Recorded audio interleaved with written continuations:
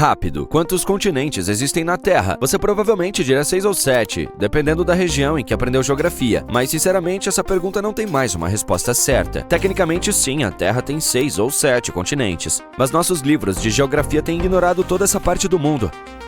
Há anos, os cientistas vêm argumentando que há de fato um 7º ou 8º escondido bem aqui. E ele se chama Zelândia. Na verdade, não está mais tão perdido assim. Há alguns anos, os pesquisadores finalmente mapearam exatamente onde fica a Zelândia e qual é o seu tamanho real. E isso foi inédito, porque ela não é nada parecida com os outros continentes. Pense nisso: Ásia, Europa, África. É possível avistá-las do espaço, ou melhor ainda, basta olhar para baixo para seus pés. Neste momento, você está em um continente. Mas a maioria das pessoas não percebe que todos os da Terra têm partes que não podemos pisar ou mesmo ver. Grande trecho das terras está escondido sob o oceano e essas áreas são difíceis de mapear ou explorar. Agora, imagine um continente que esteja 94% submerso. Isso seria quase impossível de encontrar, certo? Bem, essa é a Zelândia, um enorme pedaço de terra localizado sob o Oceano Pacífico. E há uma razão para isso. Há muito tempo, esse trecho fazia parte de Gondwana, um antigo supercontinente que incluía a América do Sul, a África, a Antártica, a Austrália e partes da Ásia. Por milhões de anos, Gondwana se manteve unida, até que começou a se separar há cerca de 200 milhões de anos. Seus pedaços foram lentamente se deslocando em diferentes direções, e um deles era a Zelândia. No início, ainda estava conectada à Austrália e à Antártica. Mas há cerca de 85 milhões de anos, finalmente se separou e começou a se deslocar por conta própria, tornando-se um continente isolado. Agora, ao contrário da Austrália ou da Antártica, a Zelândia não permaneceu na superfície por muito tempo e afundou. Hoje, apenas uma pequena parte dela se destaca acima do oceano. A maior é a Nova Zelândia, mais a Nova Caledônia e algumas ilhas menores do Pacífico. O restante está escondido no fundo do mar. Mas espere um pouco, como esse pedaço afundou em primeiro lugar? Durante anos, a maioria dos especialistas pensou que ele havia se separado em um processo chamado de ruptura por deslizamento. É quando os continentes se separam ao longo de enormes zonas de falhas de deslizamento, locais onde as placas tectônicas deslizam umas sobre as outras, lado a lado. Mas algo nessa teoria nunca fez sentido.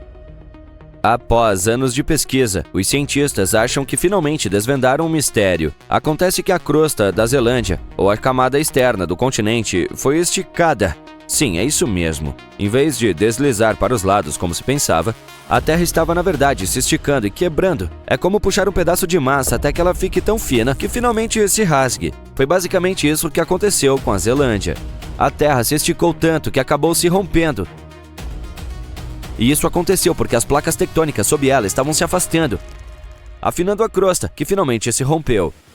E quando isso aconteceu, rachou muito. As rachaduras eram grandes o suficiente para que a água do oceano entrasse pelas fendas, criando o que hoje conhecemos como o Mar da Tasmânia. Alguns milhões de anos depois, o alongamento ainda maior deixou a crosta do continente mais fina e mais fraca. Por fim, ela cedeu e grandes partes afundaram sob as ondas, selando seu destino como um continente perdido. Mas ele não estava tão perdido assim. Na verdade, os especialistas já suspeitavam de sua existência há quase 400 anos, e a grande pista era sua espessura incomum. A crosta terrestre tem dois tipos principais, a continental e a oceânica. Ambas fazem parte da camada externa de rocha sólida do planeta, mas há algumas grandes diferenças entre elas. A continental é como uma pizza mais espessa. A oceânica, por outro lado, é mais fina. Agora vamos jogar as duas fatias em um tanque de água e ver o que acontece. Digamos que o prato fundo seja mais leve, portanto flutua. É por isso que os continentes ficam acima do oceano. A fatia mais fina é mais pesada, então afunda no fundo do tanque. E é por isso que a crosta oceânica acaba ficando mais baixa, formando o fundo do oceano. Há também outra diferença importante. A crosta continental é feita de vários tipos diferentes de rocha, enquanto a oceânica é principalmente basalto, aquela rocha vulcânica escura que obtemos das erupções. Sabendo disso, os cientistas usaram tecnologia avançada para investigar o Pacífico Sul. E o que descobriram foi surpreendente. Áreas que antes eram consideradas fundo comum do oceano, na verdade não tinham basalto, e eram muito mais espessas do que a crosta oceânica deveria ser. Então espere, nossa pizza afundada mais fina poderia ser, na verdade, Uma pizza mais grossa? Bem, sim. Embora a crosta da Zelândia ainda seja mais fina do que a de outros continentes, é muito mais espessa do que a oceânica real. Isso significa que não é apenas uma colcha de retalhos do fundo do oceano e restos continentais. Ela é toda a crosta continental, apenas uma versão afogada dela. Em fevereiro de 2017, os cientistas fizeram um grande anúncio. Ouçam, pessoal, a Terra tem 7 ou 8 continentes. Mas naquela época não tinham ideia de como a Zelândia realmente era. Não havia um mapa nem nada, e provavelmente por isso tantas pessoas ainda não sabem que ela existe. Mesmo dentro da comunidade científica, nem todos estavam entusiasmados com a ideia de chamá-la de continente. Algumas pessoas acreditam que a estranha terra no fundo do oceano era apenas um monte de fragmentos submersos ou microcontinentes. Mas a questão é a seguinte: mesmo antes desse grande anúncio público, uma equipe internacional já havia partido em uma expedição. Eles foram para perto da Nova Caledônia para coletar amostras de rochas do fundo do mar da Zelândia do Norte, mais precisamente de Ferry Ridge, no Mar de Coral. 6 anos depois, essas mesmas amostras revelaram uma grande descoberta sobre a Zelândia: seu tamanho real. A combinação de métodos de datação de rochas, assinaturas magnéticas e mapeamento tectônico ajudou os cientistas a definir onde estão os limites do continente e descobriram que a Zelândia tem quase 5 milhões de quilômetros quadrados de massa terrestre. Para colocar isso em perspectiva, é cerca de 20 vezes maior que a Nova Zelândia. Para muitos especialistas, seu tamanho e completude basicamente descartam a ideia de que a Zelândia não seja um continente real. Mas por que ainda não parece oficial? Quero dizer, não vemos nos mapas, certo? Bem, isso se deve ao fato de que é difícil fazer com que todos concordem em chamar o local de continente. E o principal motivo pelo qual as pessoas resistem tanto a isso pode ser bem simples: não é conveniente. Veja bem, os continentes geralmente são identificados por convenção e não por critérios rígidos. Dependendo da perspectiva, as pessoas reconhecem 4, 5, 6 ou 7 deles, porque não existe algo como uma autoridade continental, e você não verá uma comissão internacional ir à TV para nomear um novo continente, ou para fazer uma lista oficial de quantos existem. O fato de estar quase totalmente debaixo d'água não ajuda o caso da Zelândia. Quero dizer, é realmente justo chamar de continente assim como a Ásia ou a África? Algumas pessoas argumentam que, se a Zelândia se qualifica, então outros blocos menores de crosta continental, como as Ilhas Cocos ou outros microcontinentes, também poderiam entrar na lista. Então quantos mais teríamos que acrescentar à lista? Está vendo por que isso não é muito conveniente? Talvez seja mais seguro chamar a Zelândia de continente submerso ou afundado, é mais preciso. Embora, para ser justo, a verdadeira definição de um continente afundado ainda seja um pouco confusa. Mas, sinceramente, eu não me preocuparia muito com a definição oficial da Zelândia. O que realmente importa é que o mapeamento completo já é uma grande coisa. Basta ter em mente que grande parte dela continua inexplorada. Os cientistas estão confiantes de que tecnologias como imagens sísmicas e perfuração em águas profundas descobrirão ainda mais sobre sua estrutura e história. E o fato de a Zelândia estar quase toda debaixo d'água não a torna menos maravilhosa do ponto de vista geológico. Essa massa de terra afundada, na verdade, preserva pistas sobre o passado da Terra que talvez nunca vejamos nos continentes acima da superfície. Isso pode ajudar os cientistas a entender como eles se deslocam à medida que as placas se movem. Eles também esperam encontrar mais pistas sobre como a deriva continental afeta o nível do mar, os padrões climáticos e a distribuição de plantas e animais. Cada nova descoberta pode aprimorar nossa compreensão de como a superfície da Terra se remodela. Portanto, continente ou não, a Zelândia já mudou a forma como vemos nosso planeta. Os cientistas descobriram algo parecido com a Atlântida perto da Austrália. Havia um continente inteiro que agora está submerso. Veja o que aconteceu com ele.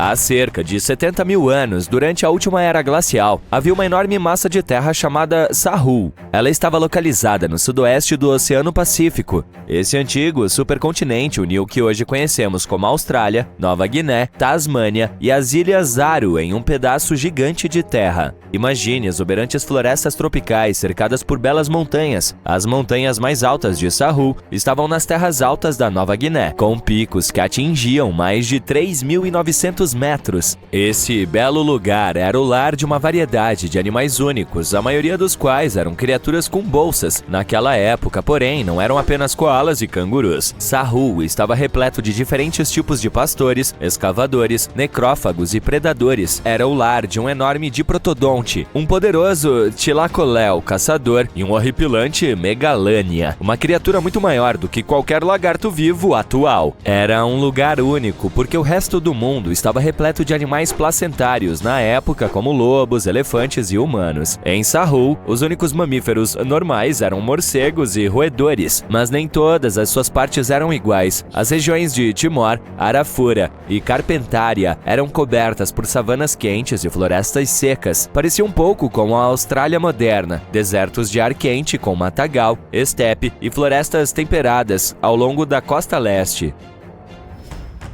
Naquela época, as pessoas estavam migrando por todo o mundo. Elas fizeram uma incrível jornada do sudeste da Ásia até Sahul e chegaram aqui pela primeira vez entre 60 e 45 mil anos atrás. Eles viajavam principalmente a pé e atravessaram o mar usando jangadas de bambu e barcos simples. Eles vieram de uma antiga massa de terra chamada Sunda, que incluía partes do sudeste da Ásia. Eles viajaram por uma série de ilhas conhecidas como o Aleixo e, por fim, se espalharam por Sahul.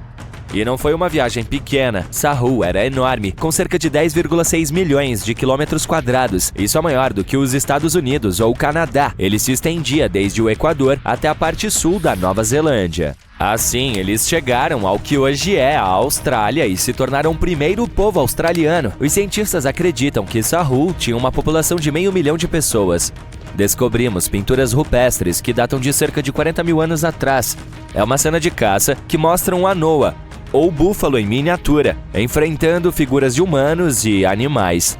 Os pesquisadores estão tentando entender como esses primeiros colonizadores se deslocaram por Sahul e onde podemos encontrar evidências arqueológicas de sua jornada. Para isso, eles criaram um modelo de evolução da paisagem.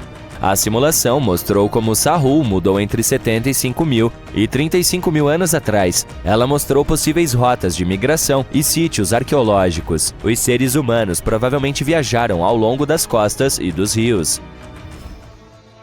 Mas como Sahul ficou submersa na costa da Austrália, semelhante à mítica Atlântida? Durante a última era glacial, grande parte da água da Terra ficou presa em grandes camadas de gelo e geleiras. O nível do mar era muito mais baixo do que é hoje. Depois disso, as temperaturas globais aumentaram, as camadas de gelo derreteram e o nível do mar subiu, inundando as pontes de terra que antes ligavam diferentes partes do Sahul. Há cerca de 8 mil anos, a Nova Guiné se separou da Austrália continental. E há cerca de 6 mil anos, a Tasmânia fez o mesmo. Ainda podemos explorar as partes subaquáticas de Sahul graças à nova tecnologia. Os mergulhadores exploram e coletam amostras diretamente do fundo do oceano. Os drones subaquáticos podem ir a lugares muito profundos ou perigosos para serem explorados por humanos. E com o mapeamento por sonar, os cientistas usam ondas sonoras para criar mapas do fundo do oceano. É como usar um eco para ver o que está embaixo d'água. As ondas sonoras ricocheteiam no fundo do mar e retornam, ajudando-nos a criar uma imagem de sua aparência.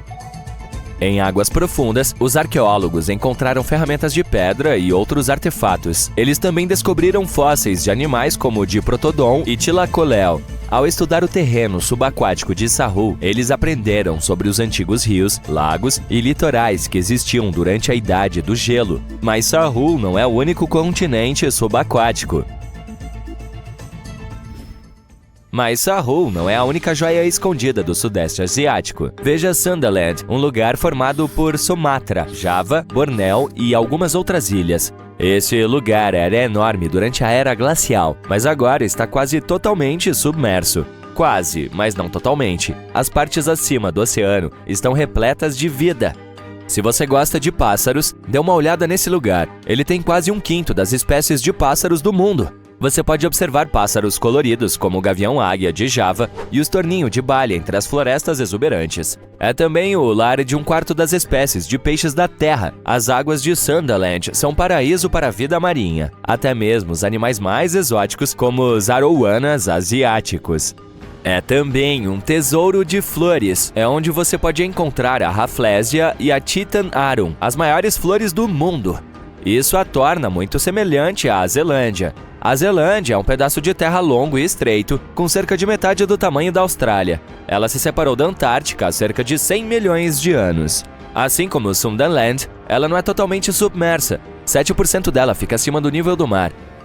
Esse pequeno pedaço saliente é o que hoje chamamos de Nova Zelândia, juntamente com a ilha Stewart e algumas ilhas menores.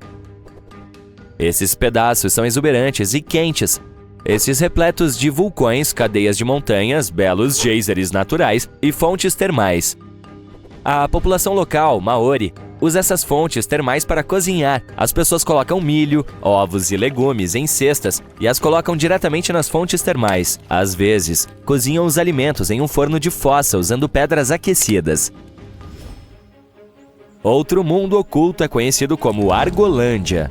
Essa misteriosa massa de terra já fez parte da Austrália, na época em que os dinossauros viviam por lá. Ela enlouqueceu os cientistas durante décadas. Eles sabiam que ela existia porque deixou uma enorme extensão no antigo fundo do mar, a planície abissal de Argo. Cerca de 155 milhões de anos atrás, ela se separou da Austrália, dizendo adeus. O continente se deslocou para algum lugar ao norte e, quando chegou ao sudeste da Ásia, simplesmente desapareceu. Os cientistas não tinham ideia de para onde foi, mas recentemente, finalmente encontraram seus restos. Acontece que as partes inferiores da pobre Argolândia começaram a se afogar na Fossa Sunda, uma fossa oceânica horrivelmente profunda. A crosta terrestre afundou no manto. Enquanto isso, as partes superiores da Argolândia foram empurradas para cima, agarrando as rochas mais jovens em terra. Por causa disso, a Argolândia se dividiu em vários pedaços menores. Esses pedaços formaram partes de Bornéu, Java, Sulawesi e outras regiões. Os restos estão enterrados sob a Indonésia e Myanmar. Imagine uma massa de terra colossal do tamanho da Groenlândia, a Grande Ádria. Sua jornada começou há cerca de 240 milhões de anos, quando se separou do supercontinente Gondwana. Começou a se mover para o norte e, após 100 milhões de anos desfrutando dos mares quentes, de repente se chocou com a Europa e se despedaçou. A maioria desses pedaços foi parar nas profundezas do manto da Terra, mas alguns foram raspados e se tornaram partes de cadeias de montanhas, como os Alpes. Hoje, os remanescentes da Grande Ádria estão espalhados por mais de 30 países, da Espanha ao Irã. É por isso que é tão difícil encontrá-los. Seychelles também já faz parte de Gondwana. Sim, essas ilhas idílicas estão situadas no topo de um antigo continente. Sabemos muito sobre ele por causa de seus fascinantes afloramentos de granito. 100 anos atrás, Alfred Wegener descobriu a deriva continental, mas ninguém acreditou. Esses afloramentos de granito ajudaram a provar que ele não estava louco e que as placas tectônicas realmente se moviam. As Seychelles se separaram da Índia e de Madagascar e acabaram se tornando uma triste ilha solitária no Oceano Índico. Isso provavelmente aconteceu por causa de alguns vulcões insanamente ativos nos Deccan Traps. Mas agora, as ilhas são um lar de espécies únicas, tanto em terra quanto nos recifes de corais próximos. Maurícia se separou da Índia após a extinção dos dinossauros. Ao longo de sua jornada, ela se estendeu em uma forma longa, semelhante a uma fita, e também se partiu em pedaços. Agora, ela está toda espalhada sob o Oceano Índico. Os cientistas descobriram essa terra perdida ao estudar pequenos cristais antigos chamados zircões. Esses zircões são como cápsulas do tempo. Eles datam de incríveis 660 milhões a 2 bilhões de anos atrás. Isso é ainda mais antigo do que a própria ilha Maurícia. Esses cristais antigos sugerem que há outra Atlântida em algum lugar próximo. Acontece que existem continentes ocultos em todo o mundo e talvez venhamos a descobrir mais deles no futuro. Prepare-se para mergulhar no Mar de Mistérios, também conhecido como Mar Negro. É o maior corpo de água do mundo, maior do que todo o estado da Califórnia.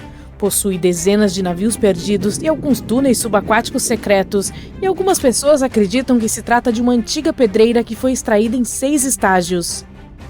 O Mar Negro tem camadas verticais distintas que não se misturam, com maior e menor salinidade. A água salgada vem do Mediterrâneo e a água doce vem dos rios. 10 dos maiores rios da Europa desaguam no Mar Negro. Ele recebe mais água doce dos rios e das chuvas do que perde com a evaporação. A água extra flui pelo Bósforo até o Mar de Mármara. Há 2 fluxos que atravessam o estreito. O fluxo superior sai do Mar Negro e retira a água da superfície.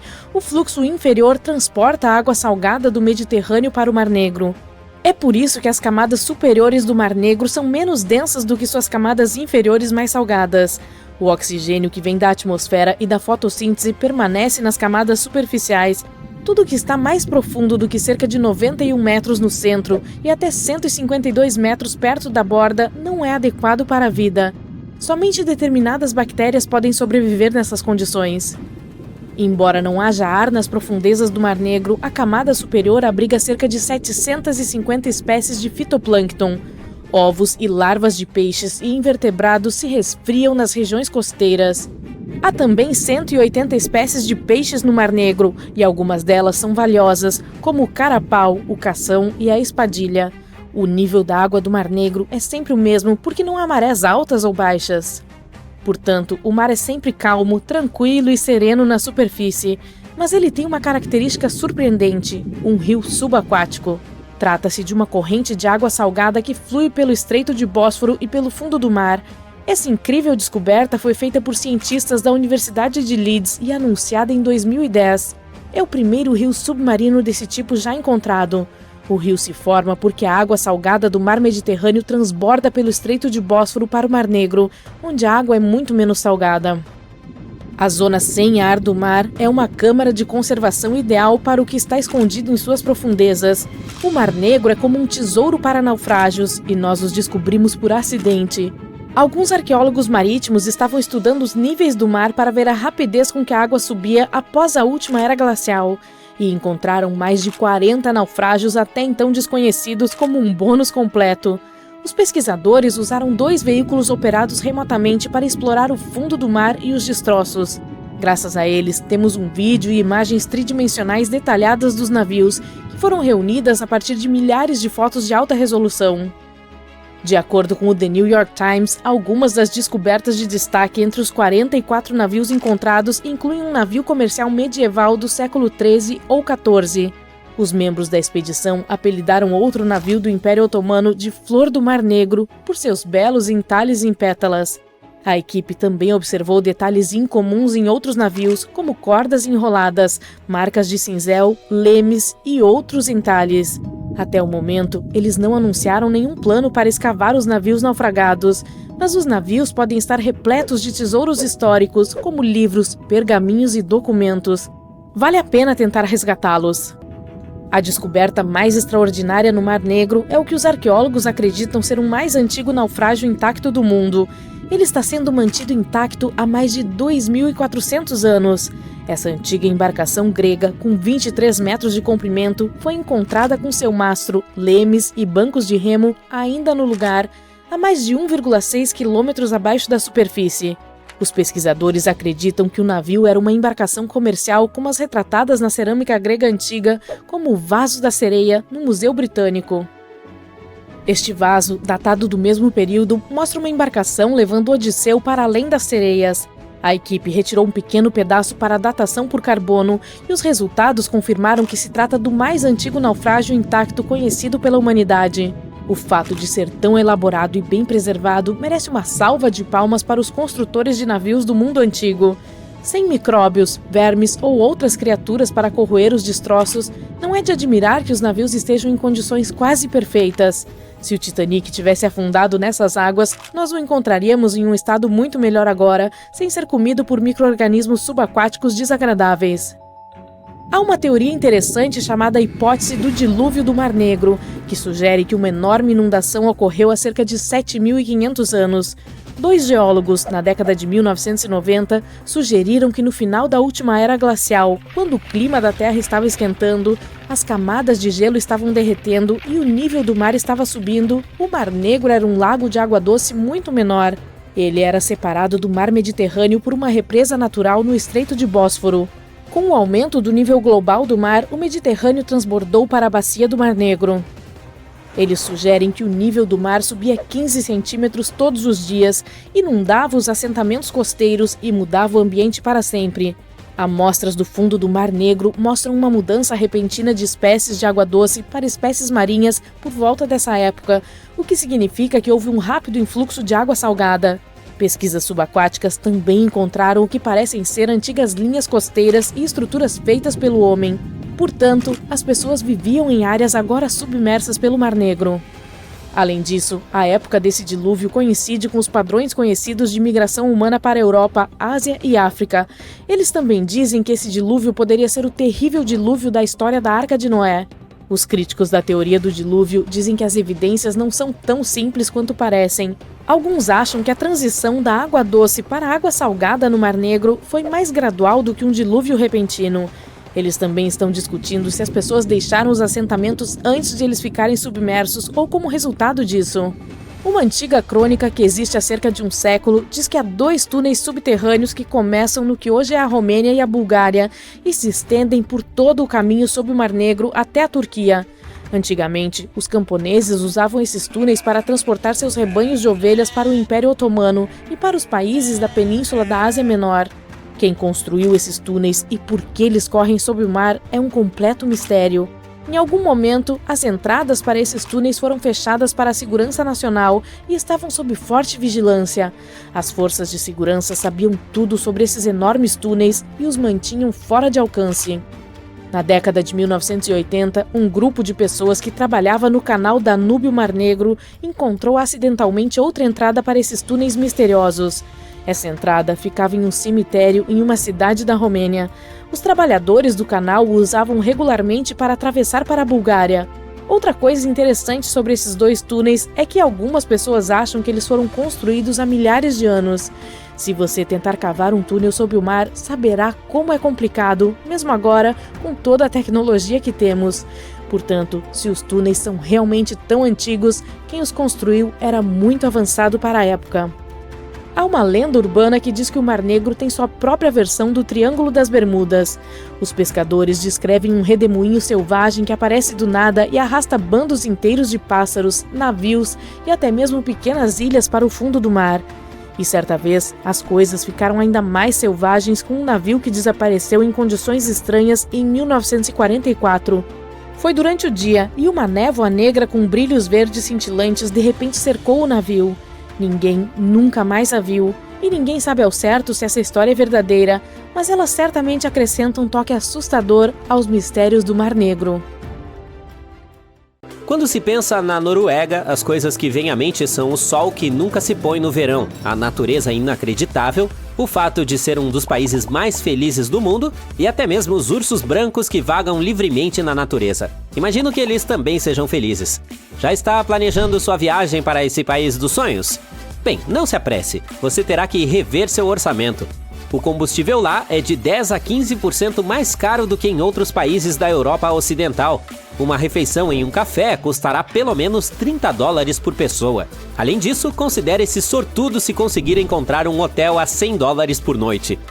Se você pesquisar no Google o país mais caro do mundo, verá esta lista. A Suíça, que é fantasticamente cara, os Estados Unidos, já estive lá, sei disso, Luxemburgo, que também não é uma surpresa, e de repente está lá a Noruega.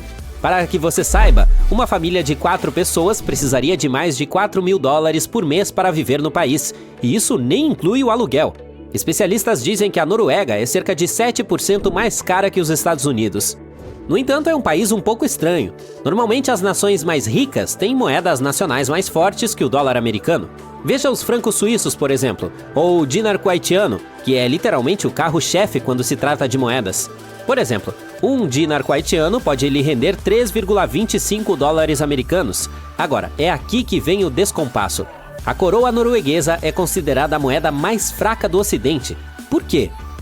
No mundo selvagem das moedas globais, a coroa norueguesa costumava ser um jogador forte, conhecido por suas jogadas inteligentes. Mas, surpreendentemente, agora é a moeda mais fraca do Ocidente, tendo sofrido um grande golpe na última década.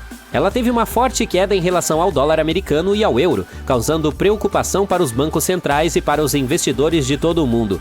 A montanha-russa do preço do petróleo é um fator importante na luta da coroa, já que a Noruega depende muito das exportações de petróleo. Porém, mesmo com os preços do barril relativamente altos, ela continua historicamente fraca em relação às principais moedas. A fraca coroa norueguesa também está afetando as pessoas comuns, com o aumento dos preços de quase tudo devido ao grande volume de importações. A inflação está crescendo, o que leva ao aumento das taxas de juros pelo Norges Bank. Isso prejudica o mercado imobiliário e torna a vida mais cara para os cidadãos noruegueses. Portanto, um dos supostos motivos pelos quais o país é tão caro pode ser a moeda nacional fraca. O que mais a Noruega tem de especial? O clima, com certeza. Pode ser difícil imaginar um lugar gelado mergulhando em riquezas. É uma imagem que geralmente vemos nas mídias sociais com geotags Dubai, Arábia Saudita ou até mesmo Kuwait. E faz sentido pensar agora que todas as riquezas estão em algum lugar ao sul, já que esses locais têm economias fortes baseadas no petróleo e moedas super fortes. Mas na realidade as melhores economias do sul são uma tendência atual. Você já se perguntou por que os países frios parecem estar ganhando dinheiro, enquanto os quentes estão apenas se recuperando? Acontece que aqueles que vivem em climas frios tiveram que se esforçar apenas para sobreviver ao inverno. Pense em construir abrigos, estocar alimentos e manter o fogo aceso. Enquanto isso, aqueles que se aqueciam ao sol tinham um pouco mais de facilidade para caçar e procurar alimentos durante todo o ano. Essa teoria é verdadeira até mesmo na Terra lá embaixo. Sydney e Melbourne, as principais cidades no jogo da riqueza da Austrália, também são algumas das cidades mais frias, enquanto Darwin, a mais quente, está ficando para trás. Alguns podem argumentar que essa teoria não se sustenta quando olhamos para as civilizações antigas ou para os hotspots modernos, como a tropical Singapura. Mas os tempos mudam, assim como a geração de riqueza. Antigamente tudo girava em torno da agricultura, mas agora está mais relacionado à indústria e à inovação. Portanto, a Noruega pode parecer ter sido obrigada a ficar rica histórica e geograficamente. No entanto, não é bem assim. Ali costumava haver muitas dificuldades. Antigamente, o país enfrentava tempos difíceis, com invernos rigorosos e geografia complicada. Houve até fomes que levaram as famílias a buscar uma vida melhor nos Estados Unidos. Então, como a Noruega passou da pobreza à riqueza? Sim, o petróleo e o gás tiveram um papel importante. O país é pequeno, mas tem cerca de 0,31% de todas as reservas de petróleo do mundo. Porém, a história não se resume apenas ao ouro negro. Por exemplo, a maior reserva de petróleo não está em algum país árabe, mas na Venezuela, que conta com até 20% do ouro líquido do mundo. Ainda assim, a economia venezuelana está longe de ser estável. Assim, nem tudo se resume ao petróleo. Embora superada em tamanho de floresta por outras nações europeias, a Noruega era uma potência incomparável em madeira durante a era da navegação. Graças ao caminho estratégico do fiord, a madeira de suas florestas do interior podia chegar rapidamente às fábricas do lado do fiord e aos mercados globais. À medida que as ferrovias liberavam um potencial florestal maior em outros países após o século XIX, a Noruega era a rainha da madeira da Europa, reforçada por uma frota mercante de classe mundial no século XX. A riqueza em madeira, aliada às primeiras normas sociais de cooperação, estimulou o crescimento em vários setores, desde a agricultura até a pesca e os bancos. Apesar de ter sido rotulada como pobre no século XIX, o PIB per capita do país superou o das nações do leste e do sul da Europa. A ascendência da nação continua além da descoberta de suas reservas de petróleo. A Noruega é única, com uma população pequena, mas um território extenso. Apesar de sua vastidão, os países nórdicos são dispersos e considerados entre os países mais espaçosos do mundo. A maior parte do território do norte se estende além do Círculo Polar Ártico, oferecendo paisagens severas com solo fino cobrindo o leito rochoso. O terreno difícil da Noruega, repleto de montanhas e com uma estação de crescimento curta, limita a terra arável a apenas 2,2%, semelhante ao Iêmen. Essa terra dispersa em pequenos vales torna impraticável a agricultura extensiva, muito diferente da agricultura eficiente dos Estados Unidos. Com uma enorme porção de terra e litoral, mas com uma população pequena, a Noruega faz muito dinheiro com seus recursos. Além disso, a natureza tem sido muito gentil, com ricos locais de pesca, energia hidrelétrica dos rios e energia das águas frias. E só então vem aquela pequena coisa chamada petróleo. No final dos anos 50, houve uma grande descoberta que mudou tudo para a economia do país. Hoje em dia, as atividades petrolíferas têm sido um grande divisor de águas por lá, alimentando seu crescimento econômico e financiando seu estado de bem-estar social. Mas a Noruega não se limitou a ficar de braços cruzados e observar o fluxo de dinheiro. Ali se tomam medidas inteligentes, como a criação de um fundo soberano para administrar sua riqueza petrolífera a longo prazo. O fundo recebe muito dinheiro, atualmente em 1 bilhão e 700 milhões de coroas norueguesas, ou mais de 160 milhões de dólares americanos. O país usa os juros desse fundo para aumentar seu orçamento anual, garantindo assistência médica, educação e bem-estar de alto nível para seus cidadãos. E aqui está o ponto alto. A Noruega não está descansando sobre os louros. Eles estão investindo em tecnologias sustentáveis, como a energia eólica offshore, para garantir um futuro brilhante além do petróleo e do gás. A Noruega pode ser cara, mas não pode competir com o lugar de maior custo de vida do mundo para se viver, Mônaco. É quase 4 vezes mais caro do que a média global. Portanto, se você deseja conviver com os ricos e famosos, não procure mais em Mônaco. Com os preços dos imóveis subindo para uma média de mais de 50 mil dólares por metro quadrado em 2022, não é de se admirar que esse pequeno país seja um imã para os ricos. No entanto, há um lugar que é particularmente caro para turistas. E não estou falando de armadilhas para turistas.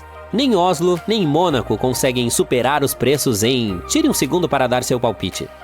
Pronto? Bem-vindo a Ashgabat, a capital do Turcomenistão.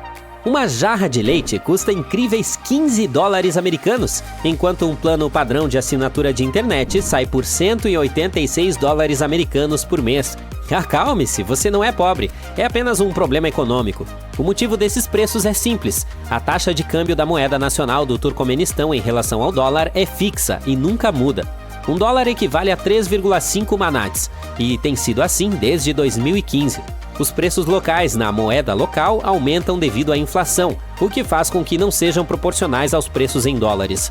A taxa de câmbio nunca muda.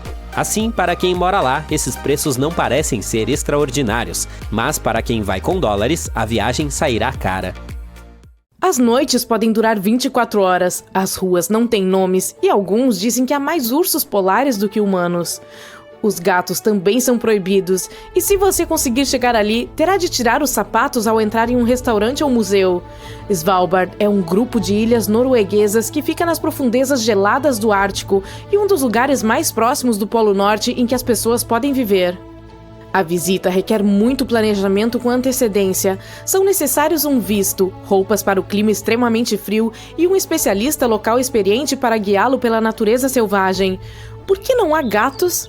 Porque eles são considerados uma espécie invasora que pode prejudicar a vida selvagem delicada, especialmente os pássaros, que não fazem ideia de como se defender dos felinos peludos. Não há nomes para as ruas, apenas números. Esse era o costume na época em que a região estava repleta de mineiros, e eles queriam manter as coisas simples. Você poderá ver chinelos sendo oferecidos ao entrar em um estabelecimento para quem quiser tirar os sapatos. Isso também se baseia em uma prática antiga, quando os habitantes locais tiravam seus calçados sujos ao ar livre para evitar sujeira dentro de casa. Essas ilhas também abrigam o impenetrável Global Seed Vault. A construção precisa ser mantida em condições imaculadas, pois abriga cerca de 1 milhão de amostras de sementes de plantas, caso algo ruim aconteça ao nosso planeta e precisemos reconstruir nosso habitat natural. O cofre de plantas foi construído nas profundezas de uma montanha e a mais de 120 metros acima do nível do mar. Ele também foi projetado para resistir a terremotos muito fortes. Não é permitida a entrada de visitantes, mas algumas visitas guiadas levam as pessoas para bem perto de seus portões. Ao chegar a essa ilha no Pacífico Sul, você pode reivindicar um pedaço de terra e começar a construir a casa dos seus sonhos. Ela se chama Pitcairn e, da última vez que se verificou, tinha menos de 50 residentes permanentes. O clima permanece tropical durante todo o ano e a paisagem é de tirar o fôlego, mas é difícil chegar lá. Digamos que você esteja partindo de Los Angeles. Primeiro, precisará pegar um voo para o Tahiti. Em seguida, embarque em outro voo para a ilha de Mangareva, que parte apenas uma vez por semana. Ali está o aeroporto mais próximo de Pitcairn, que ainda fica a 530 quilômetros da costa. O restante da aventura precisa ser feito de barco, mas isso levará mais de 30 horas. Isso se você tiver a sorte de embarcar em primeiro lugar, já que o barco viaja para a ilha com suprimentos apenas uma vez a cada 3 meses. Não há muitas coisas para fazer em um período tão longo de viagem. Apenas 4 famílias vivem na ilha e há uma única cafeteria e uma galeria de arte. No entanto, talvez você consiga reservar uma estadia em uma antiga prisão. Os habitantes locais descobriram que precisavam de uma prisão em 2004, mas logo ela ficou sem uso, então agora também funciona como albergue. Sob o Banco da Inglaterra, há um misterioso cofre de ouro, uma fortaleza que é notoriamente difícil de explorar por um bom motivo. Disse que ele abriga cerca de 400 mil barras de ouro, avaliadas em cerca de 250 bilhões de dólares. Há muitas camadas de defesa nesse local.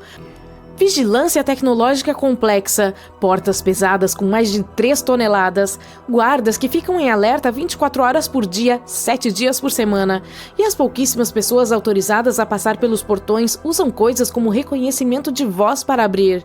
A história oficial nos anos 1800 era que o banco tinha uma defesa tão boa que nunca poderia ser roubado. No entanto, há um boato de que os funcionários começaram a receber cartas anônimas afirmando que alguém havia conseguido furar suas paredes.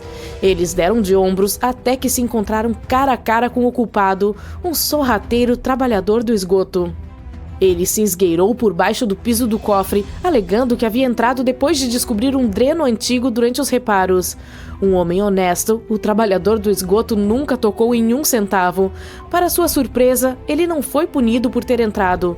Diz a lenda que foi recompensado com o equivalente a cerca de 100 mil dólares por ter descoberto a violação de segurança. Essa construção arrojada é chamada de Farol de Tidarangar e pode ser encontrada na fria Tailândia. Compacta, está empoleirada no local mais alto de 3 pontos rochosos em um pequeno aglomerado. As ondas batem constantemente contra o penhasco, o que significa que não é possível ir de barco. Atualmente, a única maneira de chegar lá é de helicóptero. Não é um lugar aberto para turistas, mas há muitos passeios guiados de helicóptero nas proximidades que exploram seus arredores. A construção dessa edificação robusta em 1939 foi tremendamente complicada. Os construtores tiveram que lançar manualmente a fundação e escalar os penhascos próximos para alcançar o topo. O clima rigoroso, com sua chuva gelada e ventos fortes, tornava tudo ainda mais difícil. As rochas escorregadias também representavam um risco. Um deslize e os construtores acabariam diretamente no frio Atlântico Norte. A equipe também precisou usar suas habilidades de alpinismo. Para terminar o farol, teve que improvisar uma pirâmide humana, uma pessoa de joelhos, outra em cima e uma terceira em cima delas. O ponto Nemo significa ponto sem humano. É o local no oceano mais distante de qualquer pedaço de terra, mais de 2.575 quilômetros de distância. É uma zona triste também no que diz respeito à vida selvagem. Essa área no Oceano Pacífico Sul é vasta, cerca de 34 vezes o tamanho da França, mas a vida marinha não pode se desenvolver ali devido às correntes oceânicas preguiçosas. Elas não conseguem levar nutrientes suficientes para que maiores criaturas marinhas sobrevivam. Os cientistas só conseguiram ver algumas bactérias e pequenos caranguejos nessas aberturas vulcânicas no fundo do mar. O ponto Nemo foi localizado pela primeira vez em 1992, mas não foi muito explorado desde então. Os marinheiros não são nem mesmo as pessoas mais próximas de lá, e sim os astronautas que vivem na Estação Espacial Internacional.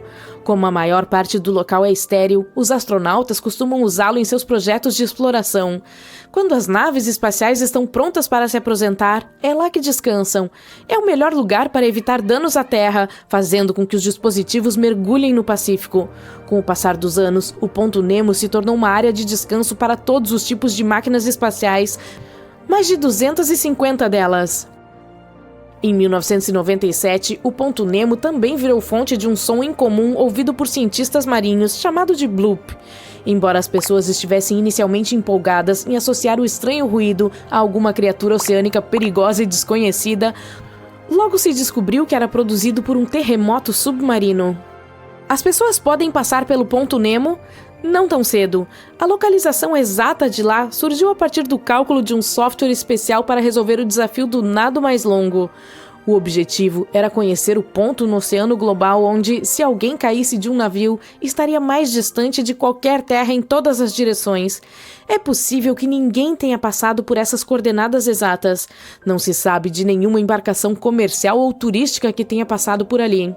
O abismo de Hranice está localizado na República Tcheca e é a caverna inundada mais profunda do mundo, com mais de 250 metros. Os cientistas ainda não identificaram até onde ela chega no solo. A caverna também não se formou como a maioria das outras, a partir da superfície da Terra abrindo caminho para baixo. Sua formação ocorreu para cima devido à água mineral morna cheia de dióxido de carbono. Essa mistura efervescente emergiu das profundezas do solo e esculpiu o calcário. Em algum momento de sua história, o teto cedeu, revelando ao mundo esse enorme buraco. Não é apenas a profundidade que dificulta a exploração, mas também o próprio líquido. Ele pode causar problemas, pois tem um alto teor de dióxido de carbono, o suficiente para fazer cócegas nas partes expostas do mergulhador. A mistura exclusiva dessa água influencia até mesmo o tipo de equipamento que se pode usar. Caso se escolha o mergulho em circuito aberto, as bolhas exaladas desencadearão uma reação química. O resultado significa menos visibilidade em um local com condições de pouca luz. Vamos testar para ver quantos objetos em forma de espiral você encontra ao seu redor agora mesmo. Aposto que é mais do que você pensa. Uma espiral pode estar escondida nas pétalas das flores de suas plantas. Pode ser que alguém esteja olhando para aquela concha que você trouxe da sua última viagem à praia. Se nenhum desses objetos soa familiar, você pode querer ir até o espelho e virar-se um pouco para o lado. Caso ainda não tenha notado, até mesmo nossas orelhas têm a forma de uma espiral. Por que a Mãe Natureza parece ter tanta preferência por essa forma? Muitas teorias tentam explicar esse comportamento estranho. Uma delas é baseada na sequência de Fibonacci. Esse matemático italiano não estava ligando para as espirais no início. Ele estava estudando os coelhos quando inventou essa teoria. Fibonacci apresentou a sequência como uma solução para um problema envolvendo o crescimento de uma população de coelhos. Vamos recriar sua experiência. Se você colocar um par de coelhos em um espaço fechado, quantos pares de coelhos você encontrará lá depois de um ano? Para resolver esse problema, Fibonacci propôs algumas condições para sua experiência teórica. Primeiro, todos os coelhos precisam nascer como um par, um macho, uma fêmea.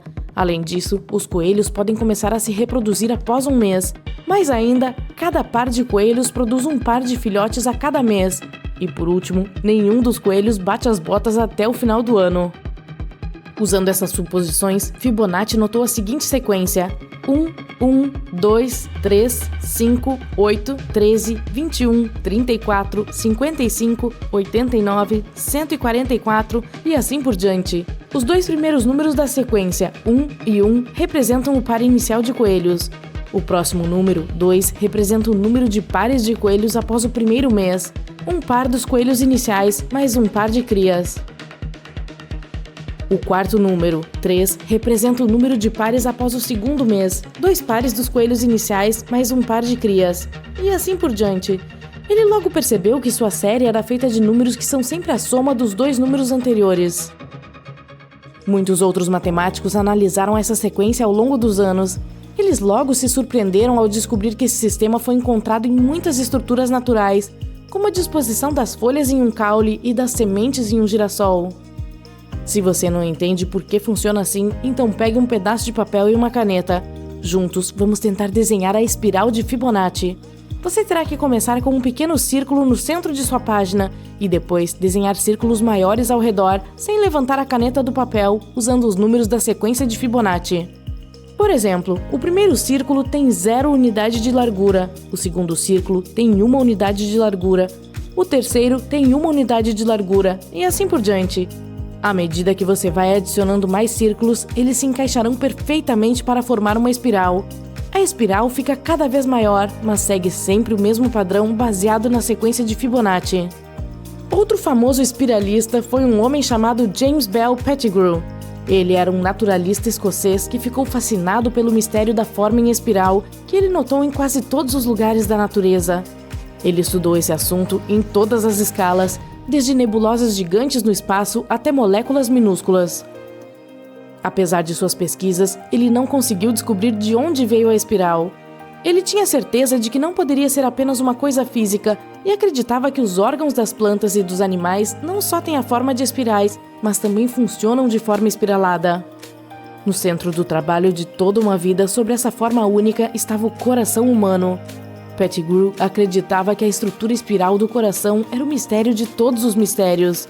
Ele também achava que essa forma era culpada tanto pelas contrações musculares quanto pela forma de o sangue viajar nos nossos corpos. A razão pela qual a espiral parece estar em toda parte pode ser realmente simples: eficiência. Dê uma olhada num simples girassol, por exemplo. Essa flor descobriu uma maneira de mostrar suas sementes para o sol para que pudesse expô-las à luz igualmente, sem desperdiçar nenhum espaço e sem limitar seu crescimento. As escadas em espiral também são outro grande exemplo. Elas simplesmente funcionam melhor. É mais fácil subi-las e elas ocupam menos espaço que as escadas normais. Também podemos estar mais inclinados a notar essa forma do que outras, já que uma forma espiral, ou suas proporções, é esteticamente mais agradável ao olho humano. É a razão pela qual designers de interiores, artistas ou ilustradores frequentemente usam esses princípios em seus trabalhos. O símbolo espiral é também o mais antigo encontrado em todos os continentes civilizados. Alguns historiadores acreditam que a espiral na arte asiática pode representar o sol, pois foi encontrada em telhas da dinastia Tang, perto da antiga cidade de Chang'an. Também é frequentemente encontrada em locais de sepultamento. Os cientistas acreditam que ela representa o ciclo de vida, a morte e, de alguma forma, o renascimento. Provavelmente porque em algumas civilizações antigas as pessoas acreditavam que o sol nascia a cada dia, se extinguia a cada noite e renascia no dia seguinte. Talvez você também tenha tropeçado na espiral como um símbolo de hipnose e vertigem. Não há nenhuma evidência real de que você possa hipnotizar alguém fazendo essa pessoa olhar uma espiral por certo tempo, mas seus efeitos sobre nossas habilidades de concentração e nossos nervos ópticos são significativos. Depois de olhar para uma espiral girando por algum tempo, você notará como os objetos ficam menores ou maiores, dependendo da direção da espiral. É fácil entender por que alguns experimentam essa sensação como hipnotizante. Uma das características mais distintivas do DNA é sua forma em espiral, também chamada de hélice dupla. A dupla hélice é formada quando dois fios de DNA se torcem ao redor um do outro, como uma escada sendo torcida em forma de espiral. Essa forma espiral é importante por muitas razões. Primeiro, a forma espiralada permite que o DNA seja compacto e eficiente. A dupla hélice pode embalar muita informação genética em um pequeno espaço, tornando possível às células armazenar grandes quantidades de material genético em uma pequena área. Em segundo lugar, a forma espiral permite que o DNA seja flexível e responsivo às mudanças em nosso ambiente. Como a dupla hélice é composta de duas cordas que podem se mover uma em relação à outra, nosso DNA pode mudar sua forma. Finalmente, a forma em espiral do DNA permite que ele interaja com outras moléculas da célula. Vamos dar uma espiada no quadro geral. Estou me referindo ao maior de todos eles, o das galáxias do nosso universo. Elas também têm a forma de uma espiral devido à sua rotação e à presença de matéria escura. Conforme a galáxia gira, as estrelas e nuvens de gás dentro dela se movem em um movimento circular em torno de seu centro. Esse movimento cria uma forma espiral à medida que as estrelas e as nuvens de gás são atraídas em direção ao centro de todo o sistema. Além disso, a presença de matéria escura, que é um tipo de matéria que não interage com a luz, cria forças gravitacionais que ajudam a moldar a galáxia em uma espiral. Mas não é preciso olhar tão longe para entender por que as espirais são importantes. Seu prático saca-rolhas também tem o formato de uma espiral, porque facilita a abertura da garrafa de vinho. Esse parafuso que você instalou na parede para pendurar um quadro também é uma espiral, que ajuda na tarefa dando um pouco mais de aderência e estabilidade. Tem um caderno aí na sua mesa? Essas páginas podem ser mantidas juntas por um fio espiralado. Isso facilita mexer no caderno sem danificar as páginas. Mesmo seus fios de cabelo podem ter uma forma enrolada. Quanto mais encaracolado o cabelo, mais seco ele será. Isso significa que o sebo do couro cabeludo descerá mais lentamente sobre o fio, facilitando a manutenção e a limpeza. E antes que eu saia espiralando por aí, a gente fica por aqui. Até!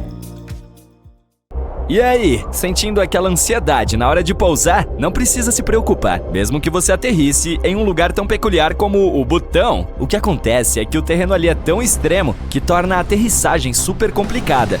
O que é interessante quando o assunto é voar lá é que realmente há poucos pilotos certificados para pousar em Butão. Zigue-zaguear em direção ao solo soa como uma verdadeira charada. O Aeroporto Internacional de Paro, no Butão, é frequentemente classificado como um dos aeroportos mais perigosos do mundo. No mundo inteiro, existem apenas 2 companhias aéreas que voam para esse aeroporto. Cerca de 10 anos atrás, havia apenas 8 pilotos autorizados a voar para lá, mas hoje o número é um pouco maior. Mesmo assim, há algo ainda mais difícil do que o Aeroporto Internacional de Paro no Butão. Parece que o aeroporto de Tenzing Hillary, em Lukla, Nepal, tem todos os perigos possíveis. Pista curta, ventos superpoderosos, terreno montanhoso. Socorro, gente!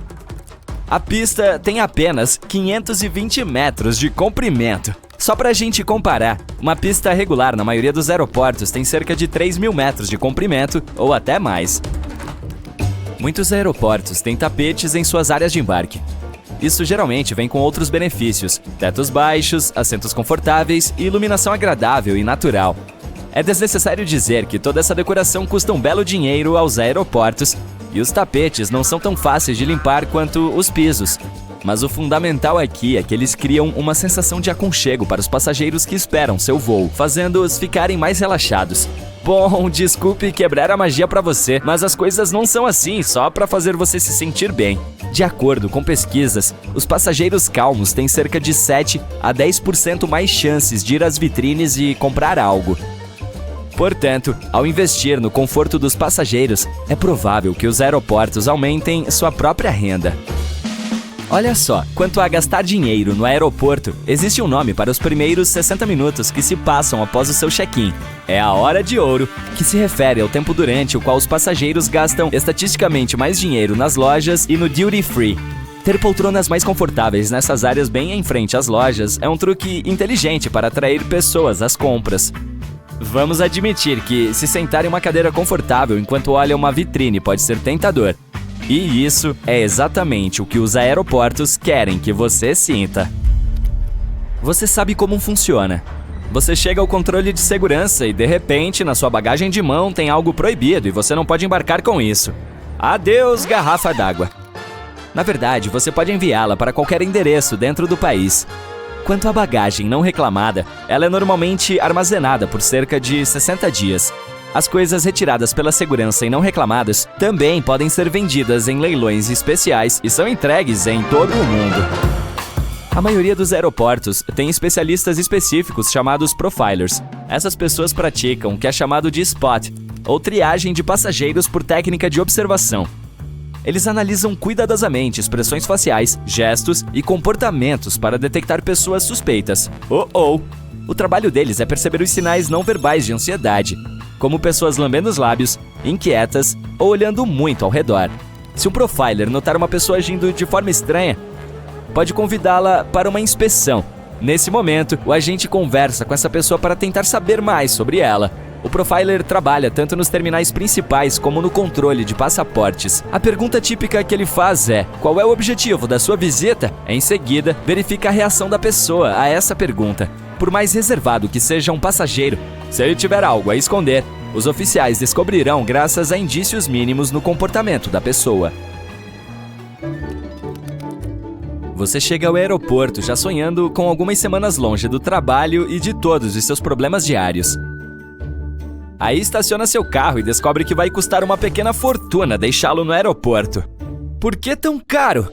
Os estacionamentos de aeroportos são um negócio como qualquer outro. O terreno em que eles são construídos, a construção do espaço e a manutenção de tudo isso, uma vez que já esteja em operação, custam uma bela quantia de dinheiro. E alguém tem que pagar essa conta, é claro. Além disso, estacionar ao lado de um aeroporto é simplesmente conveniente, o que aumenta o custo final.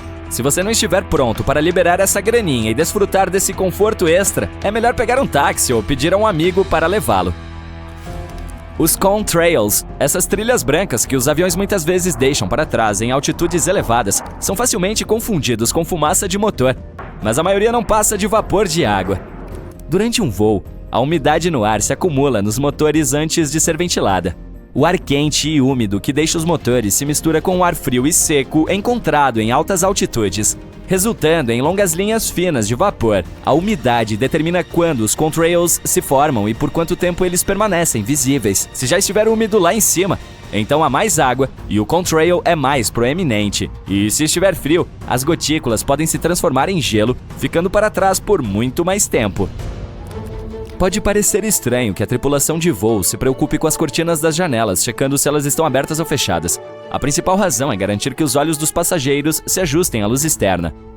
Na maioria das vezes, é apenas uma questão de acordar as pessoas ou fazê-las dormir. Mas em uma emergência, a última coisa que a tripulação quer é que as pessoas parem para piscar antes de evacuar o avião. Outra razão para que todas as cortinas permaneçam levantadas quando o avião está prestes a decolar ou aterrissar é garantir que a tripulação de terra veja se há algum problema a bordo. Por exemplo, se houver um incêndio na cabine, a tripulação de terra perceberá imediatamente e agirá de acordo. Se as cortinas estiverem baixas, eles podem perder um tempo precioso para resgatar os passageiros e a tripulação. Olhando pela janela sobre a asa do avião, você pode ver um pequeno gancho duplo amarelo. Parece estranho, pois pode mexer com a aerodinâmica, mas isso está lá para sua segurança. No caso de uma aterrissagem de emergência, esses ganchos são usados para prender cordas que ajudam os passageiros a sair do avião usando as asas. Se elas estiverem escorregadias, a corda ajudará a fixar os pés das pessoas, não as deixando cair enquanto estiverem descendo. Uhul! Há várias correntes de ar extremamente rápidas no alto da atmosfera do nosso planeta. Elas se movem de maneira estranha, mas têm um fluxo mais ou menos constante, permitindo que aeronaves de passageiros as utilizem. Quando um avião se aproxima de um jato de ar, ele pode se ajustar à direção de sua corrente e voar muito mais rápido, impulsionado pelo fluxo. Muitas companhias aéreas usam isso a seu favor para reduzir os custos de combustível e tornar as viagens aéreas ainda mais rápidas.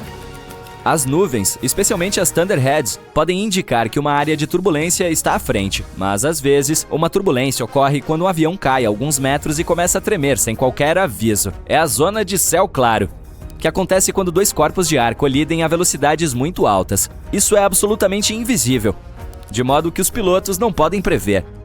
As chances de entrar em uma zona de céu claro são maiores em baixas altitudes, sobre cadeias montanhosas e perto de correntes de ar. Normalmente, após ser atingido por um raio, um avião é enviado para inspeção, mas ainda pode completar seu voo com segurança. A fuselagem conduz eletricidade suficientemente bem e, como um para-raios, a energia muito provavelmente atingirá uma das pontas do avião, seja nas asas ou no nariz. Depois a energia procura o solo, mas não o encontra, então sai pela cauda. É mais fácil para a eletricidade rolar pela superfície do avião do que para dentro dele, assim as pessoas a bordo estão a salvo. Contudo, o raio é poderoso e pode haver alguns danos ao avião por fora. De qualquer forma, se você ainda estiver nervoso para voar, lembre-se do que dizem os pilotos. Qualquer aterrissagem que você possa evitar é uma boa aterrissagem. Isso não ajudou nada, não é mesmo?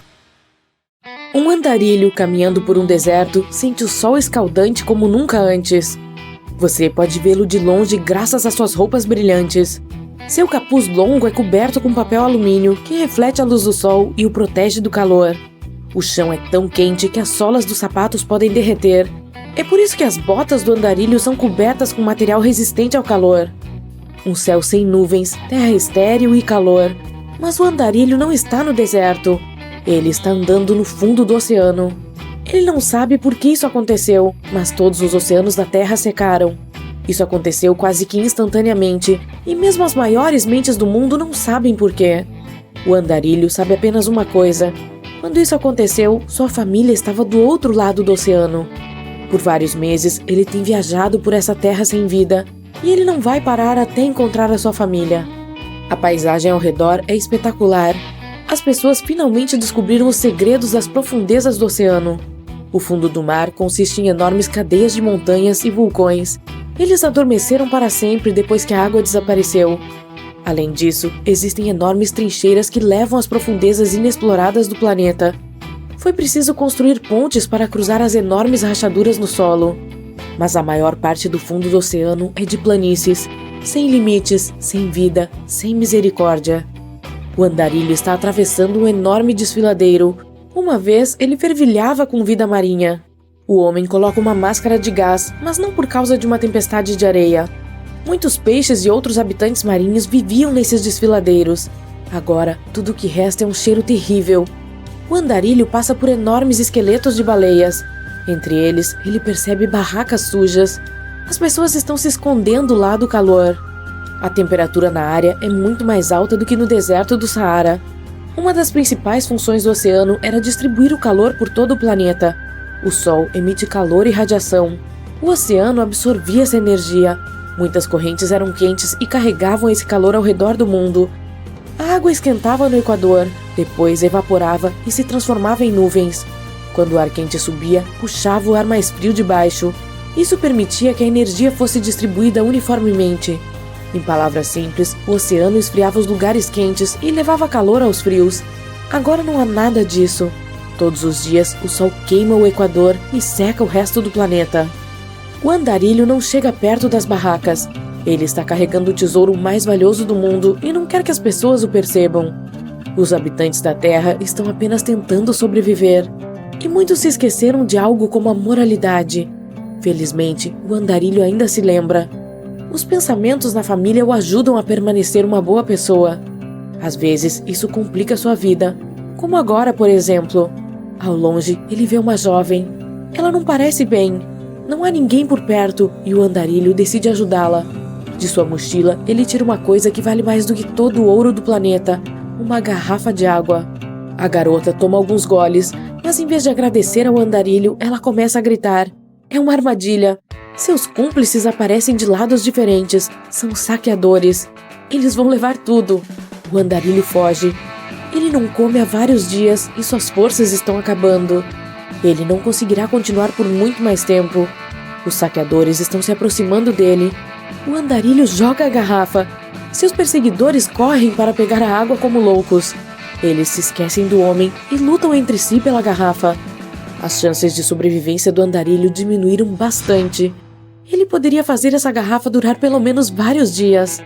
Além disso, ele também perdeu muito líquido por causa da corrida. No início, não havia pânico por falta de água. O oceano secou, mas suas águas eram salgadas de qualquer maneira. As pessoas ainda tinham os mares, lagos e rios. Mas o problema é que o oceano os alimentava. Quando a água do oceano evaporou, formou nuvens. Essas nuvens se moveram por todo o mundo e encheram os lagos e rios com chuva. Agora, quase não há nuvens. O sol começou a aquecer muito mais a terra. Lagos e mares secaram assustadoramente rápido. Naquele momento, o verdadeiro caos começou. O sol está se pondo no horizonte. O pôr do sol está próximo. Já não está tão quente. O andarilho exausto continua andando. Ao longe, ele percebe algo que o faz parar, pega uma pequena pá e começa a cavar rapidamente. Não há abrigo ao redor, apenas uma planície. O andarilho acelera, caso contrário pode ser tarde demais. O poço está finalmente pronto. O homem pula e cobre a cabeça com um manto. Alguns segundos depois, uma forte tempestade de cinzas passa por toda a planície. As menores partículas de cinzas podem penetrar através das roupas e entrar nos pulmões. O vento é tão forte que pode derrubar qualquer um. Quando os oceanos secaram, o sol começou a queimar a superfície do planeta. Isso levou a grandes incêndios florestais. As chamas destruíram quase todas as árvores. Enormes nuvens de dióxido de carbono e cinza se formaram. Impulsionadas pelo vento, elas viajam pelo mundo e envenenam tudo ao seu redor.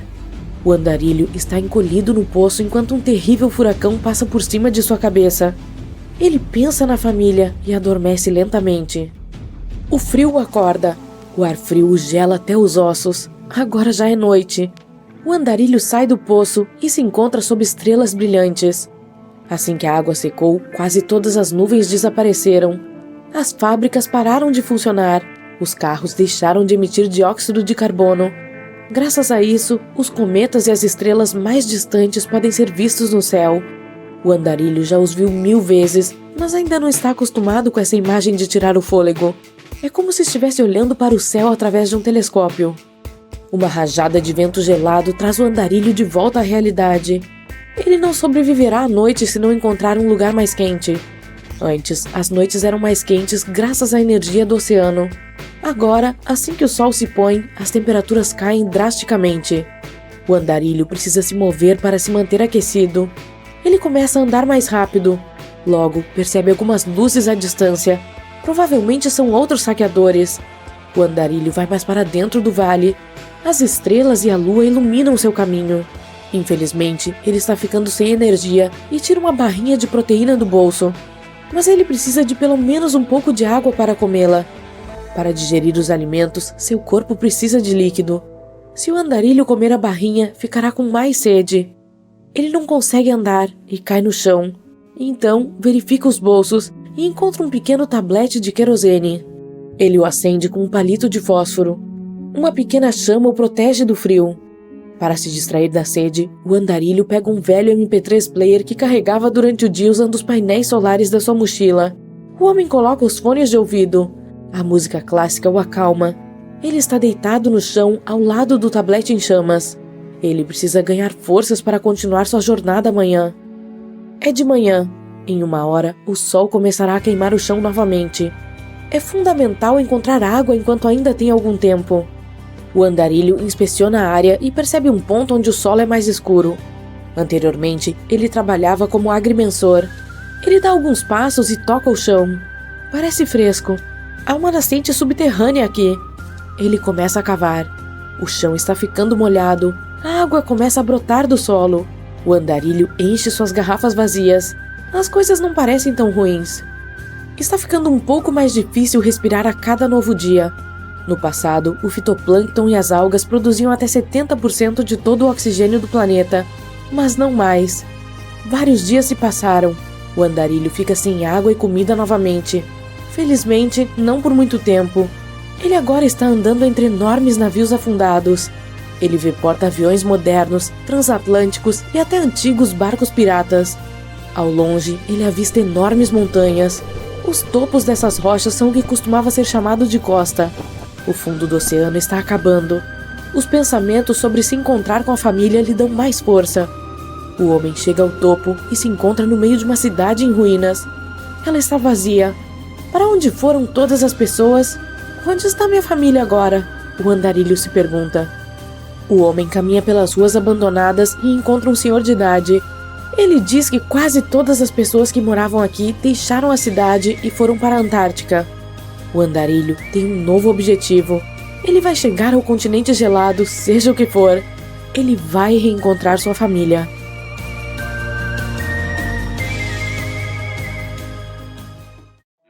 A província chinesa de Yunnan tem um município situado no vale entre duas montanhas e em ambos os lados do rio Yangtze.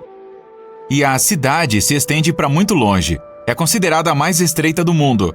O condado de Yanjing é conectado por algumas pontes e tem muitos edifícios coloridos incríveis ao longo da margem do rio.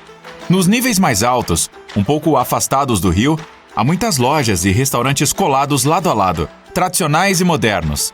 Você pode caminhar pela estrada com o rio logo abaixo e saber que está no meio da cidade. Bem, mais ou menos. Tecnicamente no meio dela estão as pontes. O condado tem 60 quilômetros de norte a sul e 40 quilômetros de leste a oeste, incluindo as montanhas. A população é de quase 500 mil de pessoas e o território tem mais de 2.000 quilômetros quadrados. Existem 2 rios que se dividem em 3 partes. Se você estiver em um dos lados do rio, notará o quão próximo está do outro lado da cidade. Apesar da extensão dela, não há muitas pontes ao redor. O ponto mais central está localizado ao lado do rio, a 330 metros. A maior elevação chega a 2.200 metros. Como o município é construído de forma tão singular, seu padrão climático é específico. Os verões são muito quentes, especialmente junto ao rio, e os invernos são muito úmidos. Isso tudo graças à localização geográfica.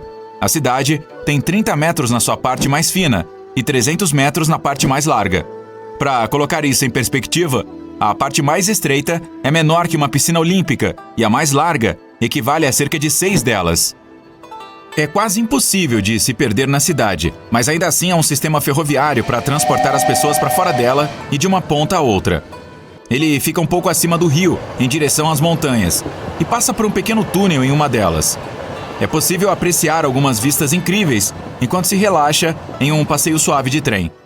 Como o município é tão estreito e os imóveis tão limitados, a maioria dos prédios de apartamentos fica concentrada ao longo da margem do rio. Você pode literalmente mergulhar de qualquer varanda e nadar nele. Mas alguns desses pontos não são seguros para isso, porque as águas não são calmas Os edifícios têm pilares na fundação para evitar qualquer potencial inundação, caso os níveis de água subam. O rio não flui exatamente em uma linha perfeitamente reta, mas sim em uma série de voltas e curvas irregulares. Assim, do ponto de vista aéreo, toda a cidade se assemelha a uma serpente rastejante. Dependendo de onde os edifícios estão, o primeiro andar às vezes será no quinto. Os 4 inferiores são apenas pilares que sustentam a construção. Alguns prédios são bastante altos, então há vistas incríveis deles, enquanto outros ficam mais próximos do chão. De qualquer forma, é preciso admirar a criatividade colocada na engenharia. Construir uma cidade inteira em um lugar assim não é fácil. Além de ela ser charmosa como é, o aspecto cultural é outro motivo para uma visita. Uma vez por ano acontece o Festival de Dança das Flores. Um grupo de moradores se veste com roupas tradicionais em um espaço especial onde ocorre a dança. Há também a cidade antiga de Doucha. Embora a maior parte dela tenha adotado modos de vida modernos, algumas partes ainda mantêm a antiga arquitetura tradicional. Este pequeno espetáculo encantador tem mais de 2.200 anos e foi uma importante passagem ligando a província de Yunnan e a China Central durante o século III. A entrada para a parte velha combina a arquitetura antiga com o design moderno. Ainda na entrada fica o famoso pavilhão antigo. Caminhar por lá faz o visitante se sentir como se estivesse nos tempos antigos. Todas as vias são acidentadas, mas ainda bem preservadas desde sua construção há séculos. Nas proximidades está a paisagem montanhosa com picos de calcário cobertos de flores e ervas. Dá para se perder em um labirinto natural de árvores e rochas. Esse lugar é uma fuga do Egito das grandes metrópoles, mas também não fica tão longe. A cidade tem uma história profunda e foi povoada por centenas de anos. Era famosa pelo comércio de sal, pois é estrategicamente uma das melhores rotas para caravanas e comerciantes. Mas, infelizmente, a situação econômica não é fácil para as importações hoje. Como há apenas uma estrada de acesso, os caminhões que levam mercadorias são sempre limitados. O local é muito bom para o turismo para estrangeiros e também para os próprios chineses. A cidade antiga de Lijiang é outra encantadora na mesma província de Yanjing. Foi erguida sobre uma paisagem irregular, mas adaptada a ela perfeitamente. Em tempos remotos, serviu como ponto estratégico para o comércio entre as províncias vizinhas e até mesmo conectado à Rota da Seda. Foi também um caldeirão cultural entre diferentes grupos étnicos da região por mais de 800 anos. Assim, a maioria das tradições e a arquitetura são resultado de todos esses anos de comércio, compartilhamento e mistura de diferentes culturas. É também uma boa localização que dá acesso pela serra. Os rios e nascentes descem para a cidade através de antigos canais que ainda são usados até hoje. Lijiang é dividida entre a cidade antiga de Daiyan, Baixa e Shuhi. Daiyan foi o centro comercial de Lijiang. Conta com uma arquitetura incrível que parece de filme. Muitas das construções têm telhados únicos e portões em arco, todos esculpidos com murais. Esta parte da cidade ainda mantém alguns de seus antigos marcos, além de ainda ter preservado alguns dos utensílios do passado. Baixa fica ao norte da cidade antiga de Daiyan e compreende unidades habitacionais com séculos de idade. Já o vilarejo de Shuhi está localizado a noroeste da cidade velha, nas montanhas cercadas por muita água. O sistema aquífero é distribuído de forma muito organizada e mantém o charme do lugar. Ali é possível encontrar uma mistura de muitas culturas e tradições coletadas ao longo dos séculos. Lijiang é a união entre as pessoas e a natureza.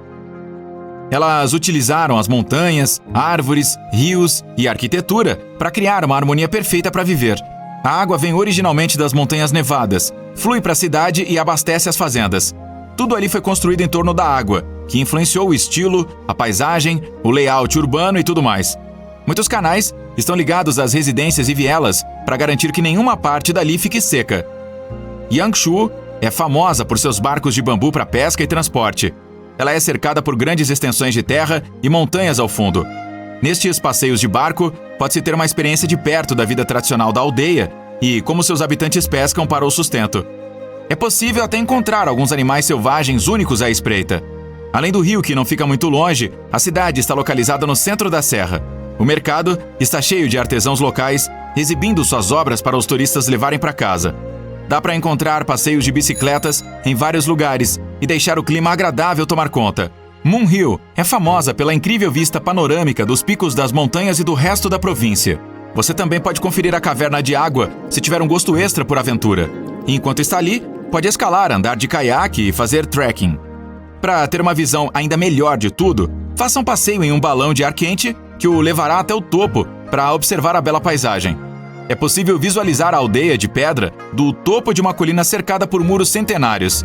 O local tem cerca de 1.400 anos e também é uma mistura entre as diferentes etnias, agregando riqueza à cultura. Muitos moradores mantiveram os mesmos festivais e costumes. Mesmo que o lugar tenha tradições culturais profundamente enraizadas, ele está adaptado aos modos de vida modernos. Quilômetros de terra sem nuvens no céu. Um pequeno escorpião cava o subsolo para escapar do calor. Nenhuma árvore ou arbusto até onde a vista alcança. Um deserto nem sempre foi assim. A maioria deles costumava ser coberta por uma vegetação luxuriante e densa. Cada deserto é único em sua própria maneira. É definido como uma área que recebe menos de 25 centímetros de chuva por ano. Assim, com quase nenhuma água para sustentar a vida, a atmosfera está sujeita a mudanças extremas de temperatura. É por isso que um deserto pode ser extremamente quente durante o dia, com as temperaturas caindo significativamente à noite. Assim que o sol se põe, todo o calor desaparece, pois não há umidade atmosférica para mantê-lo. Selvas e florestas tropicais ficam quentes à noite, pois a umidade age como uma rede que retém o calor. Essas terras áridas resultam da sombra da chuva. É parte do ciclo do clima que cria a precipitação.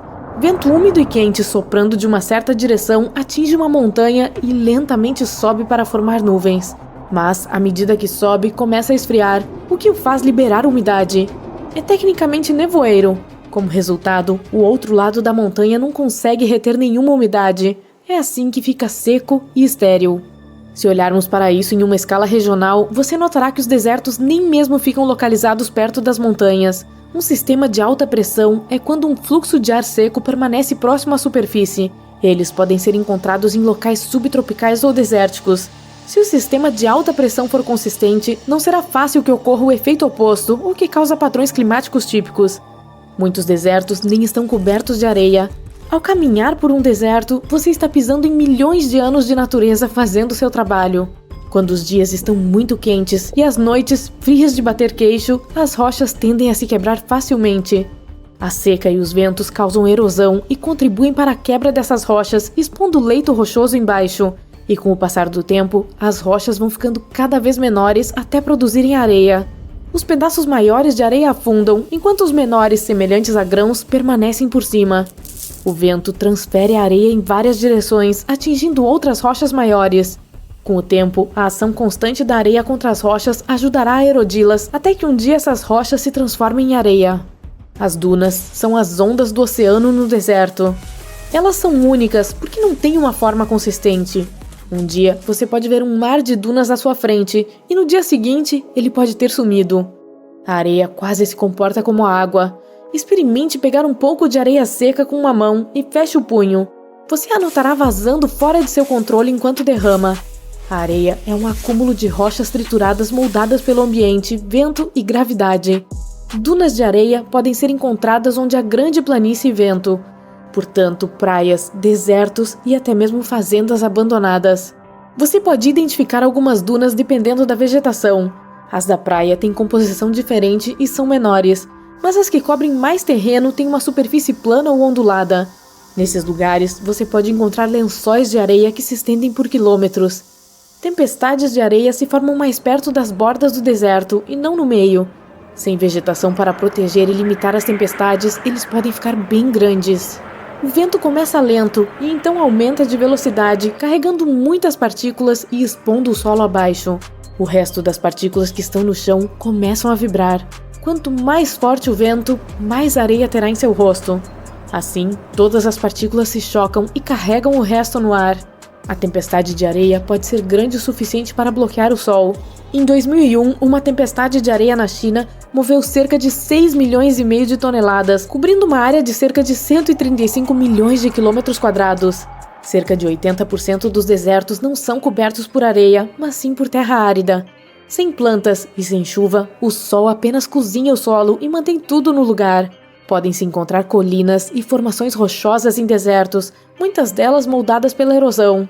Alguns desertos também têm pequenas montanhas, e dependendo dos elementos geológicos, as cores e a dureza da rocha variam. Mas nem todo pedaço de terra arenosa é na verdade um deserto. Os mais comuns são compostos principalmente de areia. Existem alguns que são classificados como desertos de seixos, rochosos e até mesmo de neve e gelo. Desertos frios são encontrados em todo o mundo. O deserto de Gobi, o deserto costeiro do Peru e o do norte do Chile, por exemplo. Não há umidade ao redor desses lugares, então a umidade não pode ser contida para formar nuvens. O maior deserto do mundo é todo o continente da Antártica. Esse gigante deserto de gelo não tem chuva, mas ventos secos semelhantes aos dos desertos quentes. Gelo e neve cobrem quase cada centímetro quadrado do lugar, que só é habitável por cientistas e pesquisadores e um bando de pinguins. No deserto do Saara, tribos nômades vagam de um lugar para outro. Elas estão lá há milhares de anos e só conhecem a vida no deserto. Estima-se que haja apenas 2,5 milhões de pessoas vivendo lá, excluindo a região do Vale do Nilo. Isso é 0,27 pessoa por quilômetro quadrado, ou uma pessoa a cada 2,5 quilômetros quadrados. No passado, o Saara tinha muito mais gente. Evidências de artefatos de pedra e até mesmo arte projetada em rochas foram encontradas em vários lugares. Mas esses lugares são áreas secas inabitáveis. Os fósseis mostram que o Saara já foi uma grande rede de rios e lagos ocupados por antigos animais marinhos extintos. Isso foi há milhões de anos, mas apenas cerca de 7 mil anos atrás, o Saara era mais vibrante com búfalos, girafas, elefantes e outros animais que são encontrados atualmente em outras partes da África. As pessoas daquela época viviam perto de grandes lagos do Saara e dependiam da pesca para se alimentar. Elas criaram assentamentos ao redor dos lagos enquanto se defendiam das ameaças dos animais. Muitos desses rios secaram, mas muitos permanecem como oásis. Um oásis é uma área que possui uma fonte de água doce e solo fértil cercado de aridez. O povo do Saara cultivava safras e plantava árvores de tâmaras ao redor do perímetro para evitar que a areia contaminasse a água e destruísse as plantações. Parte da água foi trazida através da irrigação de rios maiores ou nascentes naturais. Também havia fontes subterrâneas de água. Os oásis podiam ser tão pequenos quanto apenas algumas tamareiras ao redor do corpo de água para uma cidade inteira. E eram rotas comerciais perfeitas para mercadores e nômades, muitas vezes negociando tâmaras, azeitonas, figos e outras mercadorias. Os colonos mantiveram os oásis por gerações até agora. Apesar dos oásis, ainda havia alguns nômades vagando, mas tanto os colonos quanto os nômades domesticaram o gado. O povo do Saara ainda é especialista no que diz respeito à locomoção. Muitos deles são ferreiros treinados ou agricultores que rumam para onde possam florescer e prosperar. Embora o clima e as condições do deserto sejam hostis para os seres vivos, existem muitas plantas e animais que se adaptam a essas condições. O Antílope adax é uma criatura única que está ameaçada de extinção. Sua pelagem é inconfundível e seus chifres são lindamente desenhados. Cobras do deserto deslizam de lado e se disfarçam da mesma cor da areia. Se o deserto fosse o oceano, os camelos seriam como os barcos. Suas corcovas armazenam gordura para que se refresquem quando fica muito quente. O camelo de 2 corcovas não é nativo do Oriente Médio ou da África, mas da Mongólia e do norte da China. Eles têm 2 fileiras de cílios para proteção e podem fechar e abrir as narinas à vontade. Nenhum deserto está completo sem escorpiões. Eles são extremamente comuns no Saara e podem crescer até o tamanho da palma da sua mão. Não vamos esquecer os animais dos desertos congelados. Os pinguins são comuns no Ártico, assim como a raposa do Ártico e os ursos polares. Os desertos tecnicamente não aumentam de tamanho apenas porque a areia se espalha. Isso ocorre quando o ecossistema assume outra terra, diminuindo a vegetação e removendo o solo fértil. E então, você tem mais deserto. Imagine o seguinte, você está prestes a encarar um voo de 6 horas e agora, antes da partida, tem certeza de que vai ficar entediado até o último fio de cabelo. Afinal, serão 6 horas sentado na sua poltrona, apenas com pequenas pausas para ir ao banheiro. Parece difícil, mas que tal fazer isso por 18 horas? Voos assim existem e estão se tornando cada vez mais populares. As pessoas hoje em dia preferem ir de A para B sem paradas desnecessárias. É a natureza do nosso mundo cada vez mais agitado. No entanto, surpreendentemente, o primeiro voo de longa distância ocorreu há 20 anos. No dia 1º de março de 2001, a Continental Airlines fez sua primeira viagem sem escalas, cobrindo uma distância de 11.800 quilômetros. No final da manhã, a aeronave partiu de Newark, nos Estados Unidos, e foi em direção ao norte. Ela sobrevoou a parte norte dos Estados Unidos, depois o Canadá e o Polo Norte. Em seguida, o avião sobrevoou a Rússia, a Mongólia e a China, e dentro de surpreendentes 16 horas pousou em Hong Kong. Empresários de todo o mundo ficaram entusiasmados com essa nova modalidade, uma vez que abriu tantas possibilidades para viagens rápidas. Muitos viajam frequentemente a negócios para esses dois importantes centros financeiros do mundo. Mas antes de 2001, não havia voos comerciais sem escalas que tornassem essas viagens mais convenientes. Apenas alguns dias após o primeiro voo de Newark, a United Airlines iniciou seu próprio serviço para Hong Kong. Mas uma vez que seus aviões partiam do aeroporto JFK, essa companhia aérea estabeleceu um novo recorde, pois a distância era cerca de 3 quilômetros a mais. Hoje, a campeã das viagens de longa distância é a Singapore Airlines, com seu voo de Newark a Singapura. Imagine, o voo comercial mais longo do mundo dura 18 horas e 45 minutos e cobre mais de 15 mil quilômetros. Isso é mais do que a largura da Terra. Bem, se voos de longa distância são tão frequentes hoje em dia, por que as pessoas ainda procuram voos com conexão? Essa é uma boa pergunta, e a resposta é dinheiro. Vamos dar uma olhada em um voo ultralongo, digamos de Singapura para Nova York. Para esses voos, a Singapore Airlines usa um Airbus A350-900 ULR, que significa Ultra Long Range, ou seja, ultra longa distância em inglês. Existem apenas 7 desses aviões no mundo, e eles podem percorrer uma distância de quase 18 mil quilômetros sem fazer uma paradinha sequer. Mas não é assim com os passageiros, aposto. Enquanto o tipo padrão pode transportar 253 passageiros a bordo, essa versão ultralonga acomoda apenas 161. Você pode achar que é meio estranho, mas o fato é que não há passageiros de classe econômica nesses voos. Nenhum. A classe Business ocupa 77 assentos, enquanto que 94 são destinados para a classe econômica Premium. Veja bem, mais passageiros e mais assentos significam mais peso para a aeronave, e carregar mais peso leva a consumir mais combustível, o que significa paradas. Viu como tudo está conectado? De qualquer forma, os passageiros das classes Executiva e Premium pagam mais pelas passagens. Portanto, no final das contas, as companhias aéreas não perdem nada com a operação de voos absurdamente longos que dão meia volta ao redor do mundo. Você faz as malas e viaja para a ilha mais remota do mundo e não consegue parar de pular de alegria sabendo que terá um pedaço de terra só seu.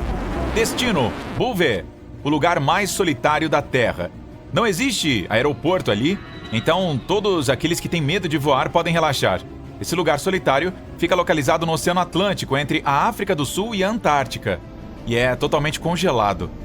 É uma ilha desabitada, portanto os humanos mais próximos estão a pelo menos 2.250 quilômetros daqui. E mesmo sem cafeterias ou teatros, abriga um número razoável de animais como focas, pássaros e pinguins. E não há florestas ou selvas, mas é possível encontrar musgos e líquens. Nesse momento você está em um navio, vestindo uma jaqueta grossa e tem um chá quente nas mãos. Já se passaram dias desde que deixou a costa da África do Sul. Finalmente dá para ver a ilha lá longe. Há muitos penhascos congelados ao redor, por isso é realmente difícil escalá-la. Talvez um helicóptero pudesse resolver o problema. O lugar era muito popular antigamente e foi nomeado 3 vezes desde a sua descoberta. Mas nem mesmo o menor pedaço de terra fica sem dono por muito tempo. Então a Noruega decidiu ficar com ele, que recebeu até um domínio próprio de internet, .bv, mas ninguém criou nenhum site com esse ainda. Desde então, a ilha é utilizada principalmente por cientistas para estudar a migração das baleias. Tristão da Cunha é uma pequena ilha vulcânica do Atlântico, bem solitária também. Desta vez você consegue encontrar alguns habitantes. Seus vizinhos mais próximos são Buenos Aires, na Argentina, e a cidade do Cabo, na África do Sul. Ambos a mais de 1.600 quilômetros de distância. Assim como Bouvet, não tem aeroporto. Em vez disso, é possível pegar um navio na cidade do Cabo para uma viagem de 7 dias que custa entre 800 e 1.500 dólares. Esteja preparado para uma estadia demorada. Esses navios não vêm e vão todos os dias. Você pode acabar reservando lugar por um mês inteiro até voltar para casa. Não há como confundir o local, que tem um vulcão gigante de 2.000 metros de altura e que entrou em erupção nos anos 60. Felizmente foi possível evacuar todos para uma ilha vizinha a tempo. Esse pequeno pedaço de terra é o lar de no máximo 280 pessoas e tem sua própria economia suficiente para o sustento. A cerca de 2.000 quilômetros ao sul fica Santa Helena, uma ilha mais vibrante e moderna porque, adivinhe, tem um aeroporto. Os aviões voam da África do Sul uma vez por semana, mas é preciso habilidade. Os pilotos precisam ser especialmente treinados para pousar no aeroporto no topo da montanha. O país é menor que Rhode Island, o menor estado dos Estados Unidos, mas o que falta em imóveis é compensado por sua rica história. Napoleão passou seus últimos anos na ilha, que também é o lar da tartaruga mais velha do planeta. A população aqui não ultrapassa 5.000 pessoas que amam curtir a praia e a incrível paisagem das montanhas. Em 1790, um grupo de marinheiros britânicos e tahitianos chegou a uma cadeia de ilhas no Pacífico Sul, no meio do nada. Ao ver onde estavam metidos e amando aquele isolamento, decidiram formar um assentamento em uma delas. Mais tarde, esses pontos de terra seriam chamados de Ilhas Pitcairn, e ainda assim apenas um ficaria habitado. A população, 50 pessoas. Você pode encontrar uma mistura de culturas entre britânicos, polinésios e outros ilhéus do Pacífico, prosperando e vivendo ao máximo. E por que não? Todas as 4 ilhas têm um incrível clima subtropical e solo vulcânico rico para plantações e vegetação. Em 2016, o local foi rotulado como a segunda maior área marinha protegida do mundo. Esteja preparado para uma longa viagem marítima se planeja fazer uma visitinha. Você pode pegar carona em um navio de abastecimento que leva 12 passageiros a cada viagem. A 4.000 quilômetros da África, na parte sul do Oceano Índico, encontra-se a ilha de Amsterdã. Não, a capital da Holanda não saiu para dar uma voltinha. Esse pedaço remoto de terra é o lar de um vulcão extinto que atinge cerca de 1 quilômetro. E o lugar em si é tão grande quanto um shopping. Sem moradores permanentes, mas hospeda cientistas em um centro de pesquisa, cerca de 30 deles. Indo para o norte fica o arquipélago norueguês de Svalbard. Ele parece calmo e tranquilo, com as pessoas curtindo a vida. Exceto... Espere. Volte para dentro. O local é conhecido como Ilha do Urso Polar, onde a população de ursos supera a humana.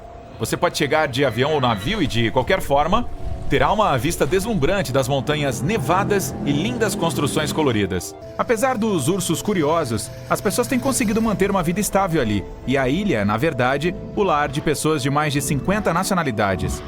Svalbard convida qualquer um a ficar e viver sem visto, desde que tenha um lugar para morar e um trabalho para ganhar a vida.